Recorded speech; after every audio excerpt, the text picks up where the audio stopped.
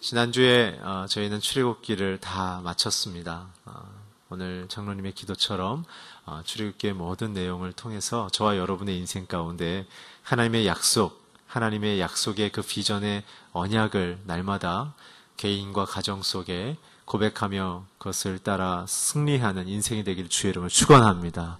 오늘은 저희가 전 캠퍼스가 자유본문으로 하게 되어져서 오늘 저는 이 야고보서를 통해 여러분들과 함께 잠깐 은혜의 말씀을 나누기를 원합니다. 오늘 이 본문의 편지를 받고 있는 대상들의 사회적인 상태는 무엇이냐면 예수님을 너무 잘 사랑하고 믿기로 순종하기 때문에 시련을 당하고 있습니다. 자신의 실수로 대부분 시련을 당하지만 때로는 믿음을 지키기 위하여 사회의 구조적인 악을 통해 우리는 시련을 당하기도 합니다. 이 당시에 성도들이 당했던 시련은 재정의 압박이요, 건강의 문제일 뿐만 아니라 사회적인 직업 박탈과 또한 사회적인 지위에 대한 추락을 경험하고 있었습니다. 그 당시는 예수를 믿는다는 것은 자기의 직업을 포기하는 것이요, 사회적인 지위를 박탈당하는 것을 의미했습니다. 그렇기 때문에 사실 저와 여러분의 신앙과 초대교회인들의 신앙은 질적으로 다릅니다. 죽음을 각오한 예수 그리스도를 믿기로 하는 신앙으로 그들은 교회 안으로 밀려 들어온 것이고, 오늘 저와 여러분의 신앙의 동기는 자신의 결핍과 아픔 때문에 모여든 것이죠. 다 괜찮습니다. 예수님께서도 수고하고 무거운 짐진 자들을 초대하셨기 때문에 어떠한 동기이든 하나님께서 기뻐하십니다. 오늘 시련 속에 우리에게 주시는 믿음의 성도의 삶이 무엇인지에 대해서 얘기하고 싶은데, 오늘은 계속 키워드를 두 가지로 드리고 싶습니다. 첫 번째는 도약이고 두 번째는 성숙입니다. 도약은 나의 외면으로부터 형성되어지는 시련 속에서의 승리이며, 성숙은 내 내면 안에서 일어나는 시련 속에서의 승리입니다. 도약은 무엇입니까? 현재 내가 딛고 있는 스테이지보다 더 높은 곳으로 올라가는 것이죠. 그렇기 때문에 더 멀리 볼 수 있는 것이죠. 그리고 많은 사람들이 더 극명하게 그 사람의 위치를 발견할 수 있는 것입니다. 근데 놀라운 사실은 진짜 사회로부터 존경받을 수 있는 그 도약의 근거는 시련을 통한 성장이라는 사실입니다. 그러나 세상은 우리에게 그 하나님의 진정한 영향력의 질서를 떠나게 만들기 위해서 우리의 노력을 기초로 한 스펙으로 우리는 도약할 수 있다고 가르치죠. 도약하고 계십니까? 아니면 너무 힘들고 계십니까? 하나님은 우리가 갖고 있는 퍼포먼스는 성실함으로 우리가 살아가야 될 청지기의 정신, 내게 주신 직업, 가정, 삶에 대한 소명으로서 우리가 어떻게 살아가야 될 건지. 그래서 한 달란트 가진 사람은 한 달란트 분량으로, 5달란트 가진 사람은 5달란트 분량으로, 10달란트 갖고 있는 사람은 10달란트의 분량으로 살아가라고 말씀하셨는데, 세상은 한 달란트 가졌던 5달란트 가졌던 100달란트 갖는 수준으로 도약하려고 무진장 애를 쓰죠.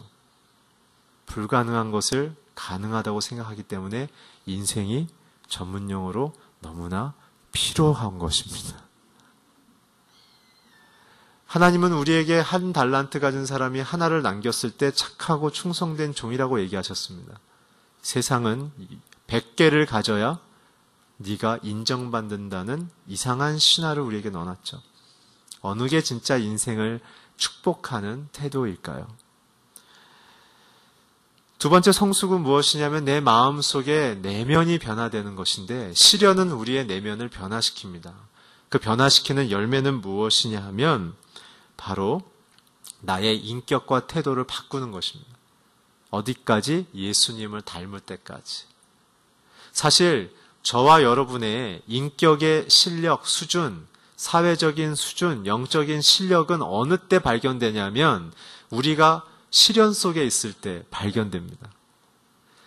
멋있고 성공하고 있고 화려할 때는 누구나 나이스하게 다 할 수 있어요. 안녕하세요, 뭐 이렇게 얘기도 할 수도 있고 반갑습니다, 뭐 이렇게 얘기도 할 수도 있고 진짜 그러나 우리의 인격과 우리의 영적인, 우리의 사회적인 실력의 본질을 드러내는 순간은 우리가 실패했을 때입니다. 우리가 버림받았을 때입니다. 내 예측과 다른 상태에 내가 진입했을 때 내가 어떻게 분노하고 있고 어떤 단어를 쓰고 있고 내 인생에 대해서 어떻게 평가하고 있냐가 나의 성숙도를 표현하고 있습니다. 그래서 제가 좀 어려운 말이지만 여러분들의 수준에 맞춰서 멋있게 한 단어를 좀 만들었는데 시련에 대한 반응 지수가 나의 성숙 지수다. 시련에 대해서 내가 어떤 태도로 반응하고 있느냐가 나의 성숙을 보여주고 있는 것입니다. 오늘 주님은 우리에게 이 편지를 통해 얘기하시는 것은 시련 속에서도 당당하게 살아라. 시련 속에서도 너는 망하지 않는다. 왜냐하면 내가 너를 구원했기 때문이다. 너는 내 영광의 자녀이기 때문에 너의 시련을 통해 너는 더욱더 빛날 것이다. 세상이 이해할 수 없는 원리를 제시합니다. 왜 그럴까요? 하나님이 모든 역사와 인류와 인간사에 대한 인생에 대한 결정권자이시기 때문에 그렇습니다. 우리가 시련 속에 있어도 그 결정권자인 하나님의 마음과 생각과 의도를 기쁘게 잘 받아들인다면 우리는 어려운 것 같지만 영광의 인생으로 역설의 인생을 살 수 있습니다. 여러분 잘 가만히 생각해 보십시오. 세상이 어떤 사람을 존경하며 옆에 가길 원합니까? 놀랍도록 탁월하게 성공한 사람들을 향하여는 박수와 갈채를 보내지만 그 사람들과 함께 있으면 내 자신에 대한 평가가 저평가되기 때문에 열등의식이 발동됩니다. 성공한 사람에 대해서는 갈채를 보내지만 그 사람을 보는 순간 나의 열등함을 나는 발견하게 돼서 그런 사람들을 볼 때마다 내 마음은 무거워지죠. 그러나 진짜 힘을 주는 인생, 진짜 사람들을 역동적으로 변화시키는 사람, 사랑받는 인생, 높임받는 인생은 누굽니까? 시련이 있었으나 그 시련의 의미를 아름답게 통과한 자들을 세상은 높이며 위로받으며 함께하고 싶은 것입니다. 오늘 하나님은 우리에게 탁월하고 훌륭한 사람으로도 가게 하시지만 그러나 본질적으로 우리에게 이루고자 하는 영적인 힘, 영혼의 힘은 사회에 힘을 주시고자 하는 그 기본 원리는 우리 속에 닥친, 저와 여러분 속에 닥친 시련에 대하여 어떻게 하나님의 태도로 통과하는가. 그것이 우리의 영광입니다. 그것이 세상에 우리에게 보고 싶은 영광이며 소망인 것입니다. 우리는 예수님을 믿으나 세상의 기준의 성공 기준으로 주님을 설득하고 있지는 않습니까? 주님, 나 출세시켜주세요.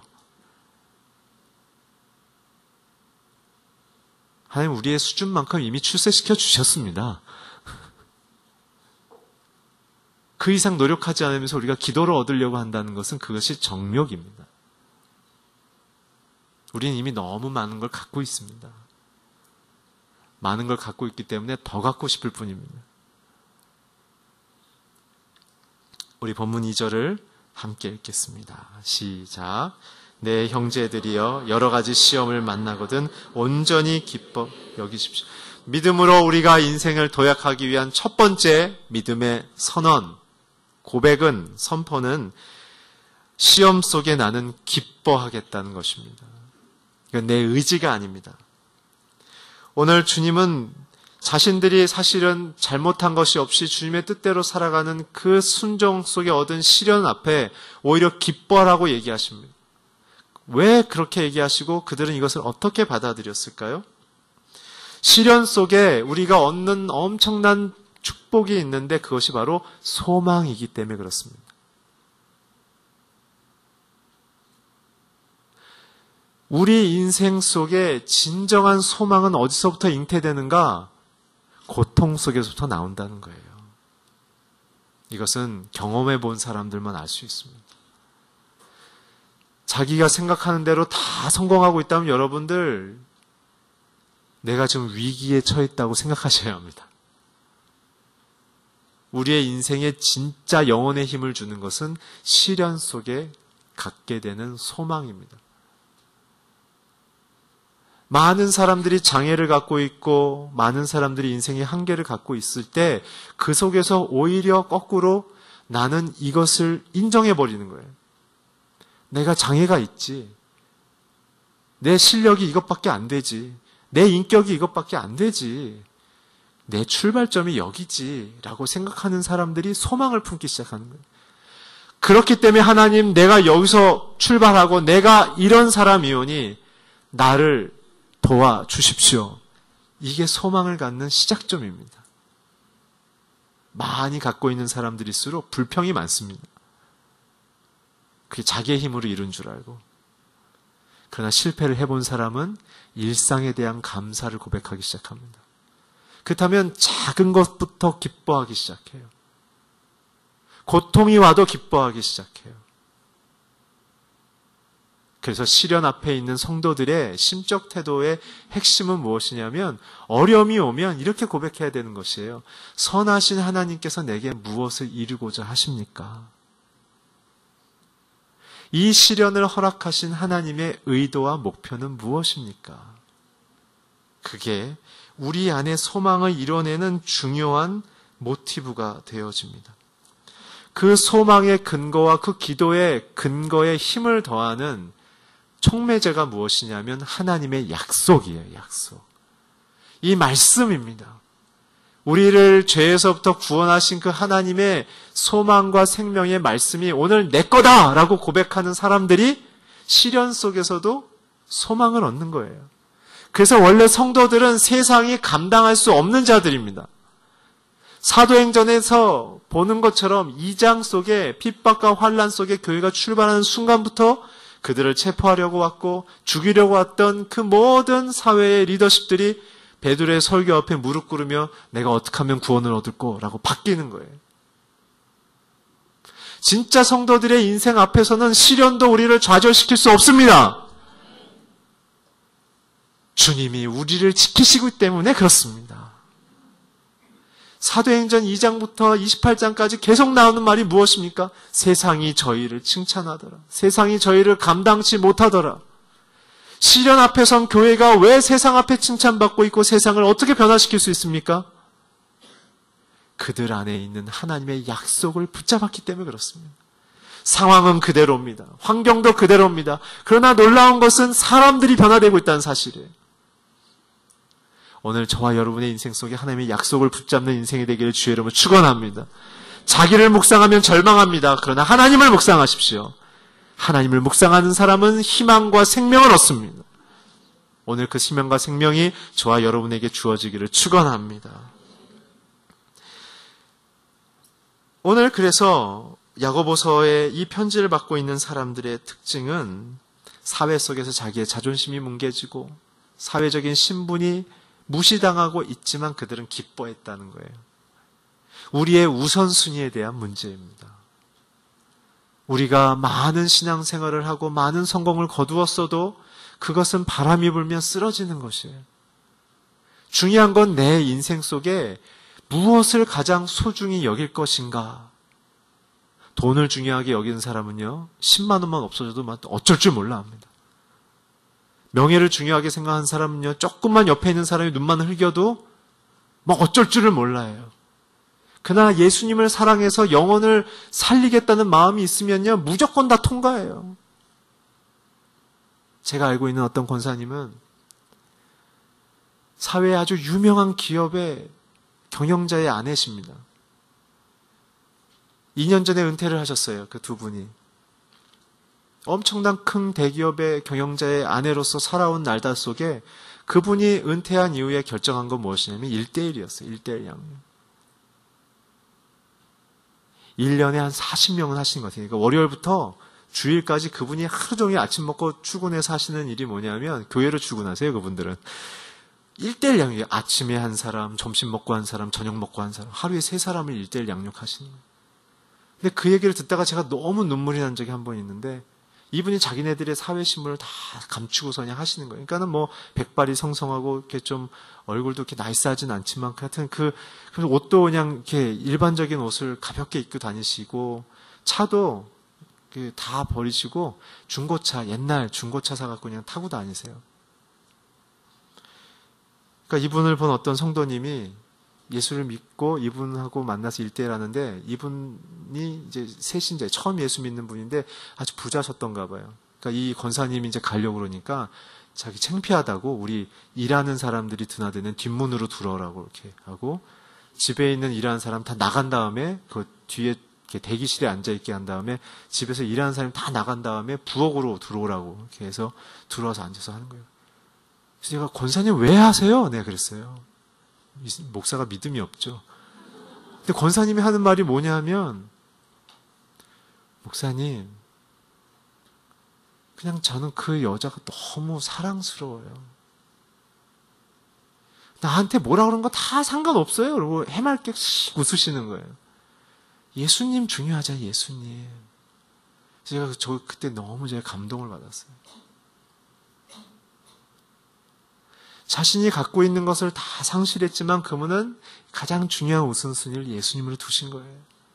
그러니까 자기가 어떻게 평가받고 대접받는 거 중요하지가 않는 거예요. 그 자매가 예수님 믿는 거예요. 그래서 일대일 양육 어떻게 하시냐 했더니, 일과 예수님을 소개합니다. 그래서 쫙 사가까지 가잖아요. 사가 가서 예수님 믿으십니까? 하면 잘 모르겠는데, 그러면 할 수 없지 뭐, 일가로 다시 가야지 뭐, 다시 일가로 가시는 거예요. 그래서 1년 동안 일가부터 사가까지만 하신 거예요. 예수님 믿을 때까지. 저는 이것이 성도의 태도라는 생각이 들었습니다.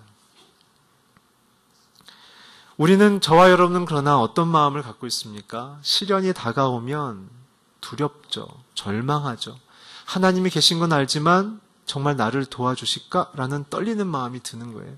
마치 그런 건 이런 거예요. 암 환자가 수술실 앞에 이제 침대에 누워서 들어가려고 대기하고 있는데, 내가 이 수술방을 다시 살아나올 수 있을까라는 두려움을 갖는 거죠. 기도도 했어요. 하나님 계신 것도 알아요. 체험도 있어요. 그러나 오늘 현실 속에 있는 이 시련 가운데 나는 또 갈등하고 떠는 거예요. 그게 저와 여러분의 현실이에요. 두 마음이 있을 수밖에 없어요. 당연한 거예요. 그때 의사가 와서 얘기하죠. 괜찮습니다. 수술은 오래 할 거지만, 10몇 시간 할 거지만 당신은 좋아질 거예요. 얘기했을 때 환자들은 어떤 마음이 들어요? 나와봐야 알지 네가 어떻게 하냐, 이런 마음이 드는 거 아니에요?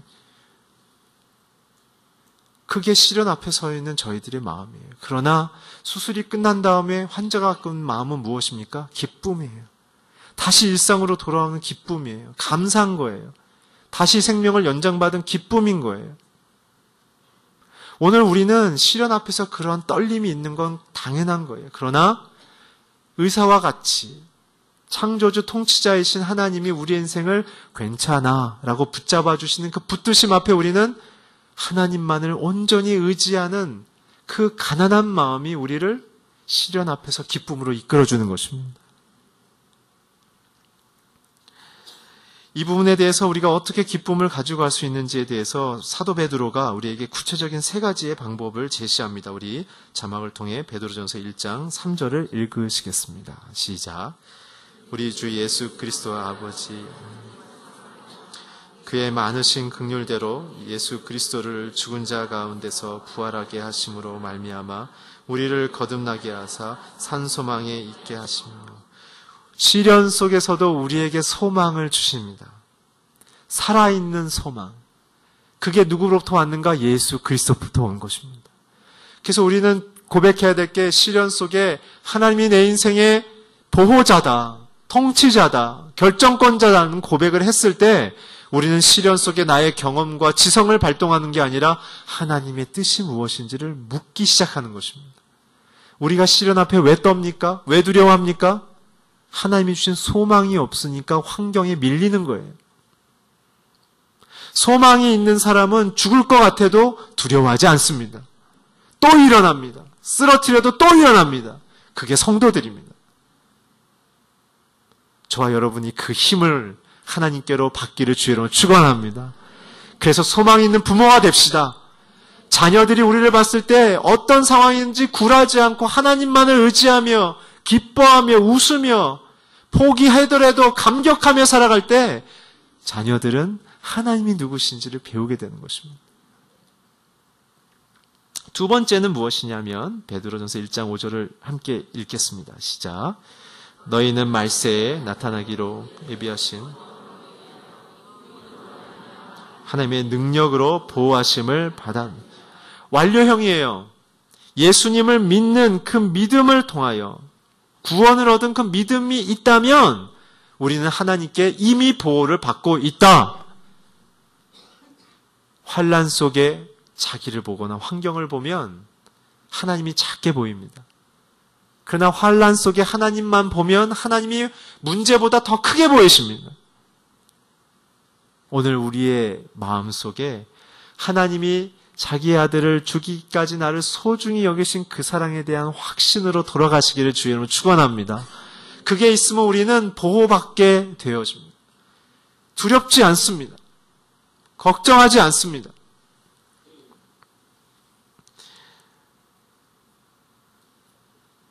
사람이 이 땅에 살면 우리가 일기압을 받고 있잖아요. 갑자기 엉뚱한 소리 하는 죄송합니다. 일기압을 받고 있죠. 근데 사람의 몸이 이렇게 저는 아니지만 여러분들 너무 멋있고 아름답게 되어 있는 이유가 무엇입니까? 내부 안에, 몸 안에서도 몸 밖으로 일기압의 힘이 밖으로 밀고 있어서 그래요. 근데 우리가 아무것도 입지 않고 그냥 우주로 나가면 어떻게 될까요? 우리는 거의 찐빵맨처럼 부풀어 오르기 시작합니다. 그리고 그것이 심해지면 몸이 빵 하게 되는 거예요. 그래서 우주인들이 스페이스 셔틀 타고 우주 밖으로 나가면 공통적으로 경험하는 현상이 몸이 키가 커지고요. 얼굴이 붓습니다. 압력이 낮아지니까 얼굴이 붓는 거예요. 그건 왜 그러죠? 내부 압력이 외부 압력보다 커서 그러는 거예요. 오늘 우리의 마음속에 하나님의 도움보다 보호보다 더 두려운 이유는 내 몸과 현상의 환경 속에 일어나는 압력의 이 균형이 깨어지는, 시련이 너무 커서 내가 안쪽으로 몸이 쪼그라드는 것 같은 위축감이 들거나 아니면 공허감이 들어서 내 몸 안에 있는 압력이 환경보다 더 커져서 내가 어떻게 밸런스를 잡을 줄 몰라서 갈등할 때 우리는 심적 시련이 시작이 또 되는 것입니다. 오늘 기억하십시오. 하나님은 우리를 조금 몸이 변하는 것 같은 시련이 당할지 모르겠으나 우주복을 입히시듯 또 스페이스 셔틀 안에 수많은 안전장치를 둬서 사람들이 몸이 상하지 않도록 보호하듯 우리 안에 하나님의 보호의 손이 우리를 붙잡고 있다는 사실입니다. 믿음의 눈을 여십시오. 하나님을 붙잡으십시오. 환경을 보면 우리는 낭망하지만 그 환경을 통치하시는 하나님을 함께 바라봅시다. 그래서 우리에게 주신 하나님의 그 인생과 계획을 기쁨으로 이 시간을 통과해낼 때 사람들 우리를 보는 거예요. 아, 저 사람 안에 있는 하나님이 이렇게 아름다운 것이구나. 저 사람의 인생이 그래서 아름답구나 라고 생각하는 것입니다. 세 번째 태도는 그래서 우리를 아름답게 변하시는 시련을 그 목적으로 삼으신다는 것입니다. 우리 베드로전서 1장 6절 7절을 자막을 통해 읽겠습니다. 시작. 그러므로 너 이제 여러 가지 시험을 말미암아 오히려 크게 기뻐하는도다. 너희의 믿음의 확실함은 불로 연단하여 없어질 금보다 더 귀하여 예수 그리스도로 찬양과 영광과 존귀를 얻게. 오늘 너무 감사한 얘기죠. 시련의 목표는 무엇인가? 저와 여러분을 아름답게 만든다는 거예요. 세상의 시련은 사람을 실패시켜서 도태시키는 게 목표잖아요. 근데 그런 목표로 다가온 사건조차도 하나님 앞에 우리가 서 있게 된다면 그것이 우리를 오히려 더 아름답게 만드는 역사가 일어난다는 사실입니다. 오늘 약속하시잖아요. 여러 가지 시험으로 말미암아 잠깐 근심하게 되지만 너희가 오히려 크게 기뻐해라. 왜 그래요?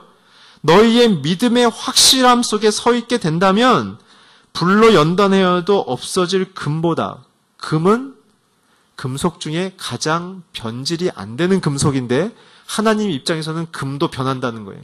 우리의 아름다움은 어떻게 해요? 영원하다는 얘기예요. 누가 가져갈 수도 없다는 얘기예요. 그런 고귀함을 주시겠다는 얘기예요.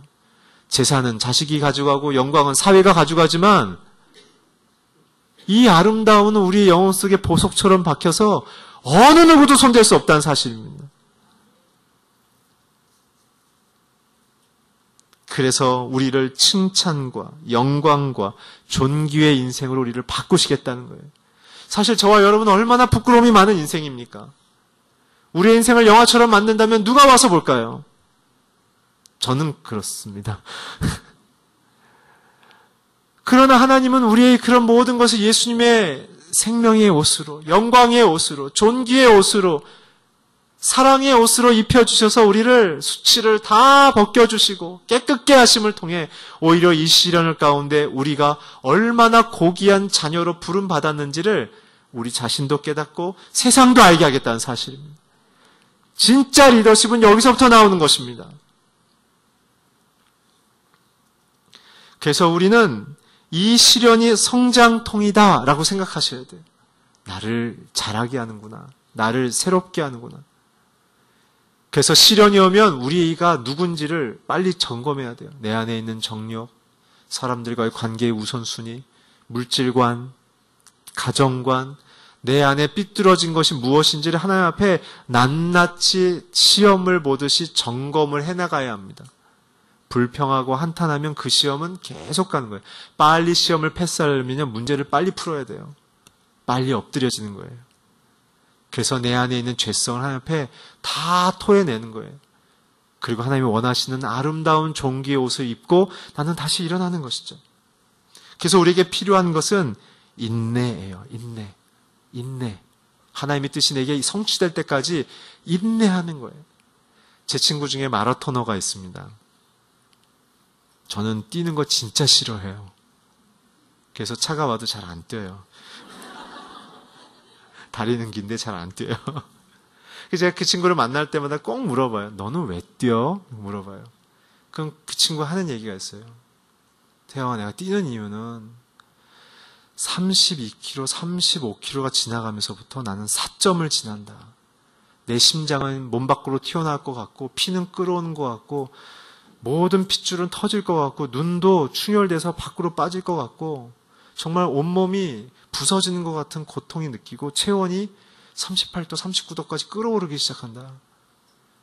정말 터질 것 같다. 그런데 그 상태에서 7km를 견디면서 피니시 라인을 통과하는 순간 무언가 내 안에 있는 한계를 뛰어넘었다라는 그 희열이 내게 있다라고 얘기를 해요. 저는 그 얘기를 들으면서 이런 생각을 했어요. 아, 이게 믿음이구나.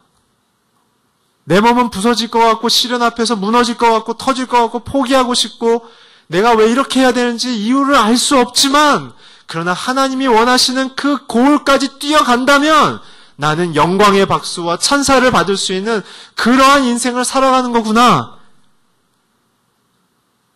그래야 제가 좀 인터넷 서칭을 해보다 보니까 조이 코콜로 친이라는 여자를 발견했어요. 이 여자는 지금 50대 중반인데 다발성 경화증이라는 중병과 당뇨와 그 다음에 근무력증을 갖고 있는 여자예요. 그러니까 걷기도 힘들어요. 근데 이 여자가 자기 집에 있는 카우치에 앉아갖고 이제 텔레비전을 보는 게 낙이었는데 점점 말라가죠. 근육을 안 쓰니까.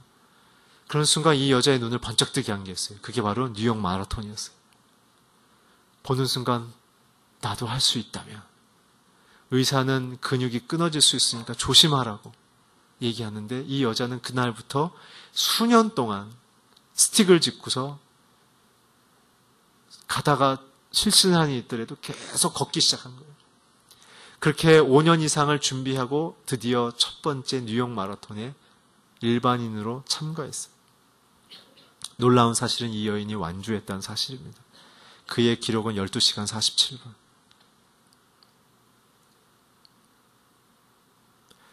아침에 출발했는데 밤까지 가는 거예요.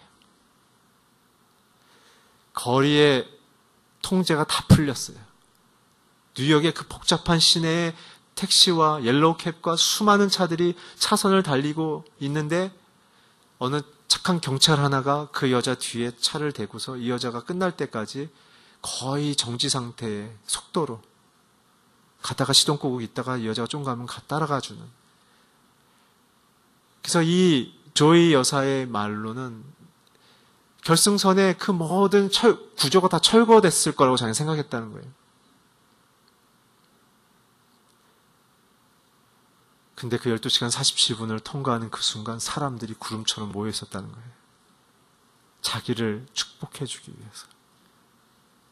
그래서 이 여인은 그 이후부터 47번에 걸쳐서 국제대회에 출전을 하기 시작합니다. 그래서 최근 기록이 8시간 30분으로 줄이셨어요.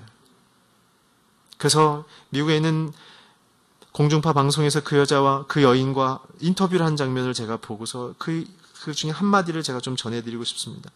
당신은 왜 마라톤을 합니까? 그 여인의 대답은 그렇습니다. 마라톤은 나의 스승입니다. 그러면 마라톤을 하면서 뭘 느꼈습니까? 라는 질문에 나는 이기고 지는 것이 중요하지 않습니다. 코스가 아무리 험난해도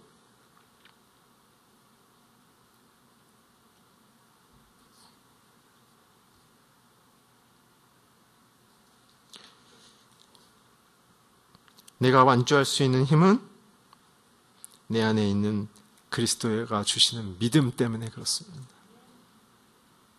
저는 너무 이 기사를 보면서 제 자신이 부끄러웠습니다. 나는 정말 이 여인처럼 할 수 있을까? 내가 지금 그렇게 살아가고 있는가? 정말 의사는 하지 말라고 얘기하는 그 고통의 순간을 그 여인은 그렇게 시간을 들이면서 하는 것처럼 나도 이렇게 살아갈 수 있을까?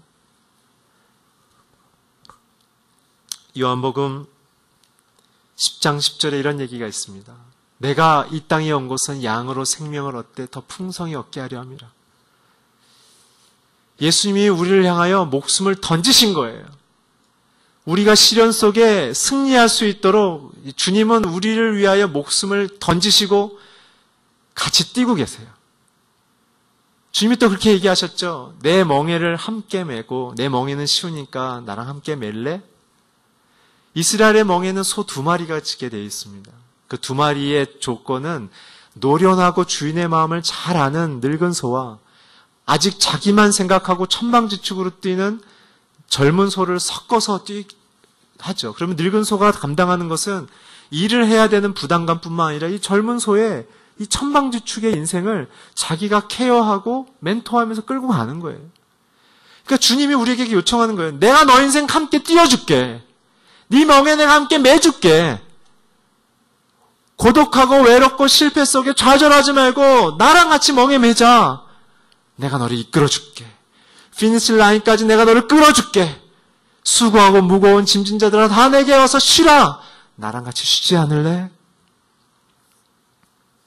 오늘 그것입니다. 사랑하는 성도 여러분, 오늘 주님이 목숨 걸고 우리와 함께 뛰고 계십니다. 오늘 그 주님과 함께 뛰시기 바랍니다. 나의 외로움 속에 있지 말고 그 손잡고 뛰기 원하시는 그 주님의 손을 꽉 잡고 함께 걸어가십시오. 두 번째, 함께 우리 야고보서 1장 5절을 함께 읽겠습니다. 시작. 여러분 가운데 누구든지 지혜가 부족하면 모든 사람에게 후히 주시고 꾸짖지 않으시는 하나님께 구하십시오. 그러면 주실 것입니다. 시련 속에 도약할 수 있는 두 번째 심적인 태도는 하나님의 지혜를 구하는 것입니다. 지혜는 하나님의 관점입니다. 내 시련에 대해서 어떻게 조망하냐에 따라서 그 의미는 달라집니다. 그 시련을 허락하신 하나님의 그 의도를 깨달았을 때 우리는 가장 복의 길을 걸을 수가 있습니다. 편리하고 안락하고 화려했던 애굽이지만 그것이 우리의 인생을 얼마나 망치는지를 아셨기에 우리를 광야로 끌어내셨죠. 환경적으로는 불편하고 힘들지만 그러나 그것이 영혼의 축복이요 가문의 축복이며 앞으로 장차 다가올 사회의 복인 것을 이스라엘 사람들은 감지하고 있었죠.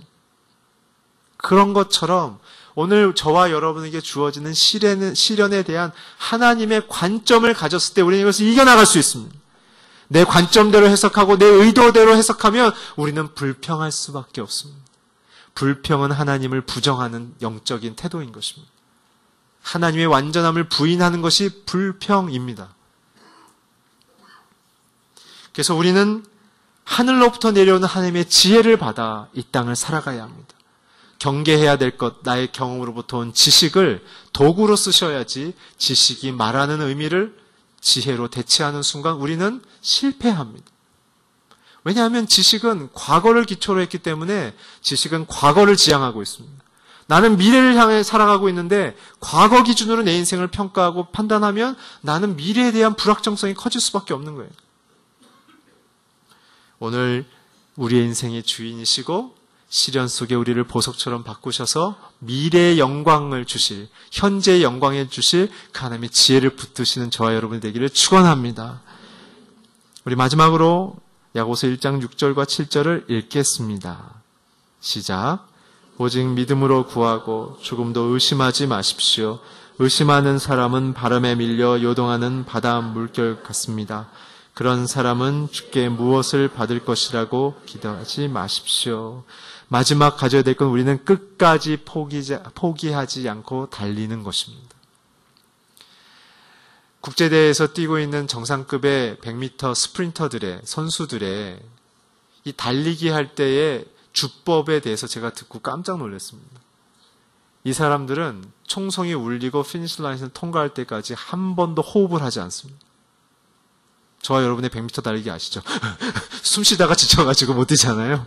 네, 이분들은 호흡을 very set 하면 쑥 하고 땅 그러면 숨을 안 쉬고 뛰는 거예요. 왜 숨을 안 쉬냐고 그랬더니 숨을 쉬면 숨 쉬는 횡격막의 리듬과 다리 근육의 리듬이 맞지가 않기 때문에 10초대의 속도를 도저히 낼 수가 없답니다.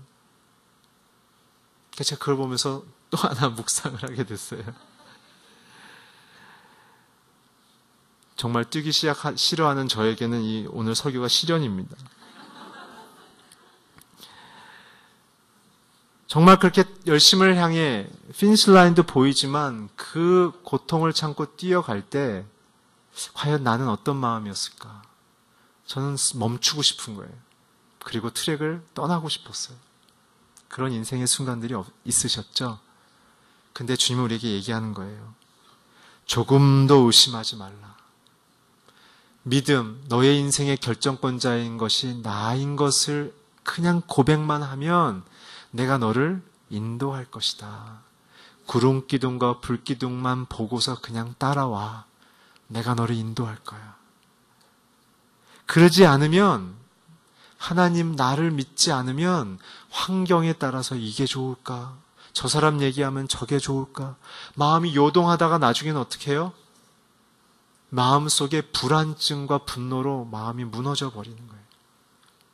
사랑하는 여러분, 우리에게 요구하시는 것은 우리의 시선을 하나님께 집중하라는 얘기입니다. 우리가 해결자가 아니라 하나님이 해결자십니다. 우리는 내 인생 속에서 주어진 것을 살아낼 뿐인 거예요. 오늘 시련 속에 계시는 분들 축복합니다.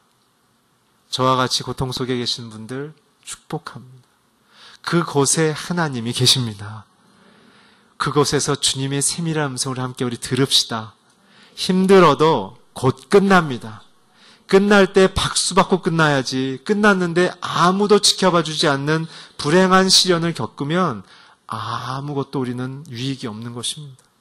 사랑하는 성도 여러분, 어려움 속에 계시고 힘든 가운데 계실 때 우리 함께 힘을 냅시다. 우리를 버리지 않고 붙잡으시는 그 하나님의 사랑 앞에 날마다 승리하며 기쁨과 감격을 누리는 저와 여러분의 인생과 가정이 되기를 주의 이름으로 축원합니다. 기도하겠습니다. 감사합니다. 하나님, 우리는 부족하고 죄인이고 늘 낙심하고 포기하고 싶은 믿음 없는 약한 자들이지만 하나님, 우리의 마음 깊은 곳 가운데 주님이 붙들어 주셔서 우리가 살아갈 수 있음을 고백하오니 한 분 한 분의 상황과 환경 속에 말씀하여 주시옵소서. 하나님의 위로와 기쁨을 허락하여 주시옵소서. 주님과 끝까지 가게 하여 주시옵소서. 승리하게 하여 주시옵소서. 예수 그리스도의 이름으로 기도했습니다. 아멘.